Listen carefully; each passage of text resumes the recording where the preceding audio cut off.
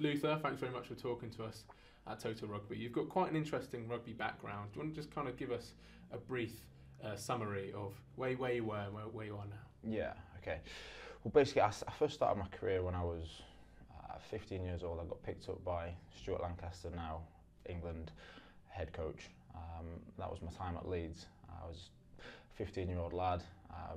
Didn't quite know whether I wanted to pursue rugby league or rugby union. I played both growing up.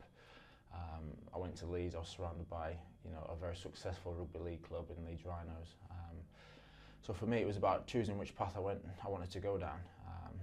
So I stayed at the rugby union, and for me, hopefully, I believe that's been the right decision. Well, not hopefully, it has been the right decision. I've managed to pursue my dreams and represent my country, which is a dream come true, which has been fantastic. But now I made my first Premiership debut when I was 19 with Leeds, which was obviously a huge achievement for me. And moving from there, I just took a couple of bad injuries and had a few setbacks along the way, and I managed to get shipped out on loan to sort of our feeder clubs, and it was a real negative period for me because I'd had such a high in my career, and then to take an injury and try and get back in the team is a really tough thing to do. So I went on loan to 2 different clubs, and I was out there for a whole season, and I was actually thinking to myself, is this the right thing for me? So I wasn't really enjoying my time, but I was still playing decent rugby. I managed to find a bit of form, but I just couldn't get back into the Leeds side. And then, lucky for me, an injury happened, and I managed to get my opportunity, and I managed to finish that season playing, 7 or 8 Premiership games, and then I went across the border to Sale Sharks, which my fellow Yorkshire people would not have been happy about. But I went over there as a big jump, leaving my family and my friends and stuff, and I didn't quite get the game time I would have liked there. I was in the shadows of 2 brilliant centres with Sam Tutupo and John Leota, but I spent 12 months of my time there sitting on the bench. So for me, it was about looking at myself and really finding the right club for me, and an opportunity came up at Northampton for me, which was absolutely fantastic. It was something that I never thought would happen. A club of this stature that was playing in Heineken Cup finals and always knocking around the top of the Premiership, showed interest in me. So it was a complete no-brainer for me. And since I signed that contract here, I've not looked back. The club opened me with open arms, and it's just been a momentous 2 seasons for me. And it's real credit to the club and the coaches for giving me the opportunity to really express myself and gain that confidence and really turn my career around. It's been brilliant for me, and I'm really thankful for them and what they've done for me. You also played for, wasn't it, West Indies? It was Sevens, yeah. Yeah. Do you want to explain how that came about, that opportunity? Yeah, that was my period at Leeds when Andy Key and Neil Back were there. Thankfully for me, they weren't IRB registered, so it didn't have any effect on me pursuing my dreams elsewhere in terms of England. So I said, well, why not? I wasn't playing for the first team, and I wasn't getting much of a consistent run there. So I said, yeah, I'll have a bash on the 7th circuit, and I went off to Hong Kong, which was a fantastic experience. Anybody that's been out there knows what it's like to play in such a huge stadium with 80,000 people drunk out of their head and screaming at you. It was quite an occasion for me, but I decided that it wasn't for me. I didn't think I was fit enough to do that, but I managed to get myself back into that Leeds side, like I said, and really push on from that. And you mentioned you were first coached under Stuart Lancaster at Leeds Academy. Didn't he overlook you at first, and you had a bit of an intervention from your mother? Yeah, so I played my junior rugby at Huddersfield Lockwood Park, and we were a pretty good junior side there. We used to have players come from all over the town to play for this club, and I'd played my whole junior rugby there, so from 8 years old up until 15, 16. And Leeds had a brilliant youth player development programme, which all young players that play rugby union wanted to be part of, me being one of them. and there was a period where they came to Huddersfield, and they had a game against each other, and a couple of players shone out, and I felt I played pretty well, but I didn't quite get the call up, and as you do as a kid, you go home sulking, and your mum asks you what's wrong, and your dad's saying, "Don't worry, lad, you'll be all right." So I tell her that I've not been drawn in. Mum's been mums. She takes it into her own hands, and I'm pleading with her not to, don't embarrass me like this, but leave me alone. She's going, no. Anyway, she fires off an email.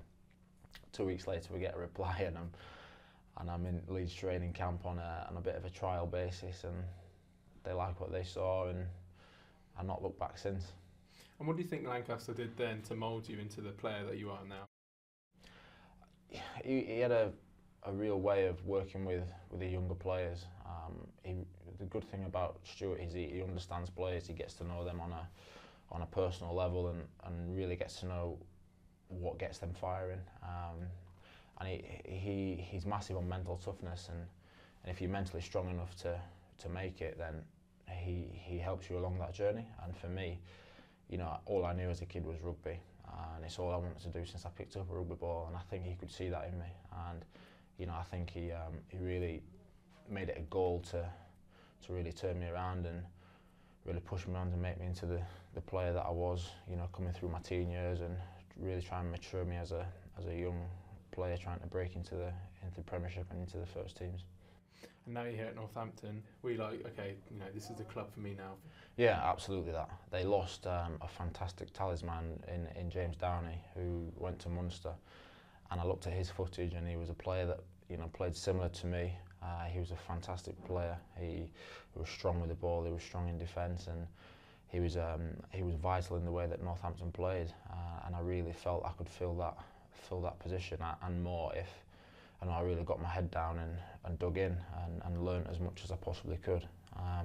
So for me, that season that I joined was about having a big pre-season, getting to know the coaches and getting to know what they wanted from me, working on aspects of my game that I hadn't really had the opportunity to work on elsewhere, or or develop in that stage. And like you say, as soon as I got that first opportunity to run out at Franklin's Gardens, I knew that I wanted this for the long haul, and I really needed to put the effort in to make sure that it happened. And like I say, the coaches managed to give me that consistent run and give me the confidence that I needed, which I've lacked in other clubs. And I'm really thankful for that. And if it wasn't for them giving me that opportunity, then I wouldn't be sat in this chair having made my debut for England and pinching myself at what's been a very successful season so far.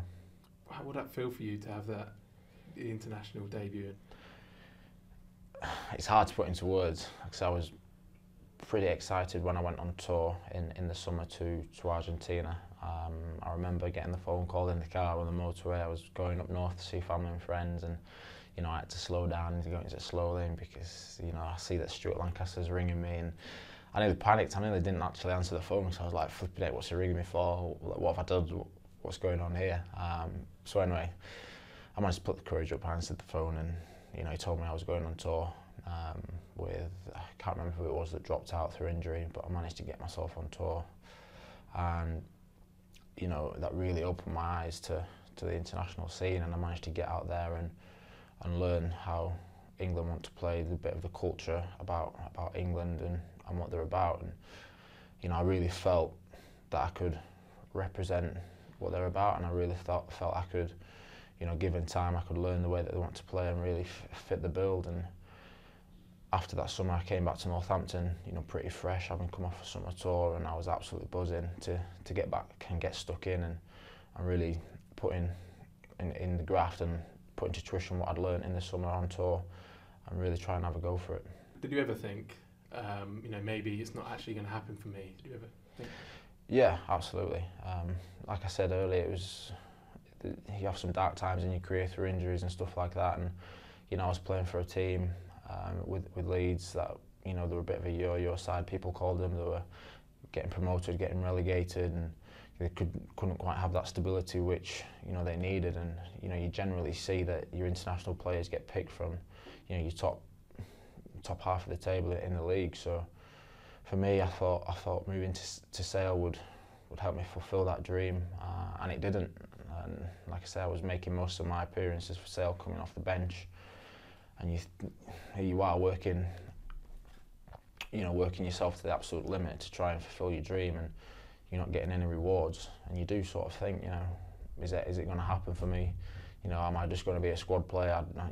I didn't want to be a squad player, and it was about trying to learn as much as possible and make the right career choices within that. And like I say, coming to Northampton, being around the players that I was, it's just been fantastic for me to see, how driven they are, how sort of strict they are with how they go about their day-to-day business, and how hard they train, and it's just been fantastic for me, and I've really thrived off being here. And you had a great Six Nations tournament. What clicked for you? It was just the opportunity to do it. I was nervous for a start, which I had to try and keep it up on how nervous I was, but I was around the best players in England, and the coaches really gave me the confidence. I had a lot to learn in a short period of time, but Andy Farrell and Mike Catt and these coaches, they really helped me with my individual game, and they were really clear in what they wanted from me. And as soon as the whistle went and I got my first touch of the ball and my first impact in the game, then I was very settled, because I knew my role and I knew exactly what they wanted from me. There's a great buzz around the international scene at the moment. What do you think that's down to? To be honest, I think England have in the past been known for not really playing much rugby, but they've got a squad now that are fantastically talented, and there's so much strength within that squad now, and there's so much competition for places, which is brilliant, which makes training very intense, and it makes a brilliant headache for the coaches upon selection, and the players are under pressure to perform. And I think we've just got a slight bit of confidence now, and I think the Six Nations and the Autumn Internationals has been fantastic for that group of players that have been involved, because they've got a bit of continuity, they've got a bit of momentum now coming off the Six Nations, and they're playing an exciting brand of rugby, which I'm really thrilled to be a part of. What would you say Stuart does differently compared to, say, other coaches you've played under? I think the detail and the depth of what he does, and his knowledge of the game is fantastic. He's up all night, he's first up in the morning, and he's constantly watching rugby, and he's fantastic, and he's constantly speaking to players, but he also demands high standards. He's got a great coaching team with Andy Farrell, Roundtree, and Catty.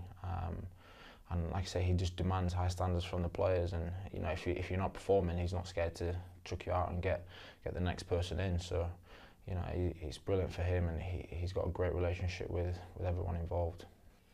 Are you looking forward to New Zealand? I might. It's going to be one hell of a summer tour. So fingers crossed, I can make that trip, and it doesn't come much better than playing against the best in the world, and confronting that haka, which will be a momentous occasion for me. It's something that I dream of, and something that I didn't used to do in my back garden as a kid growing up. So to actually potentially witness that firsthand would be an absolute dream. And you must have one eye on, say, the World Cup next year in England?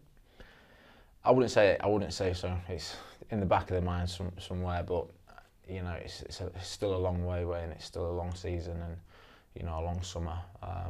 And within that, there's a hell of a lot of tough international games as well. So hopefully I could possibly play a part in that, but for the moment it's about focusing on my club rugby, and potentially getting on in the summer, and building from the summer and going into the autumn, and just really keeping my consistent form, and giving the coaches a headache, and hopefully getting a position in that World Cup squad.